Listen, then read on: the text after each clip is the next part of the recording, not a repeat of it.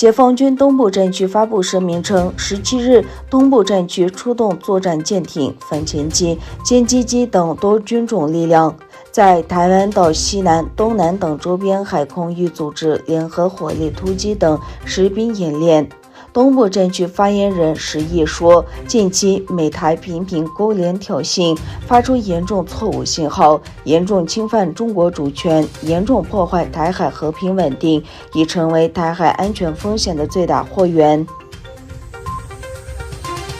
美国国务院发言人普莱斯发声明表示，美国可以承认阿富汗塔利班政府，但塔利班要答应尊重人权、允许女性入阁等条件，并且与阿开达等恐怖主义组织撇清关系。另一方面，塔利班在阿富汗喀布尔召开首场新闻发布会，塔利班发言人表示，不希望有任何国内和国外的敌人。发言人并表示，只要女性遵守伊斯兰教法，她们的权利就会得到尊重。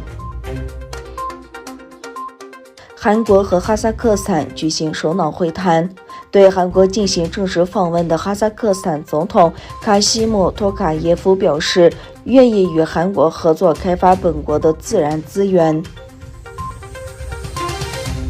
脸书8月16日把阿富汗武装组织塔利班定性为恐怖组织，并禁止塔利班和支持塔利班的内容在其平台发布。脸书发言人称，公司如发现任何与阿富汗受制裁组织有联系的账户 ，WhatsApp 将采取行动。有金融大鳄之称的投资家乔治·索罗斯14日在《华尔街日报》撰文指出，中国国家主席习近平是全世界开放社会的最危险的敌人，而全体中国人都是他的受害者。索罗斯写道，习近平有多个在中共内部无法自圆的矛盾，大大降低了其领导的凝聚力和有效性。他的信仰和行动之间存在冲突，并且在美中之间冲突不断的背景下显现出来。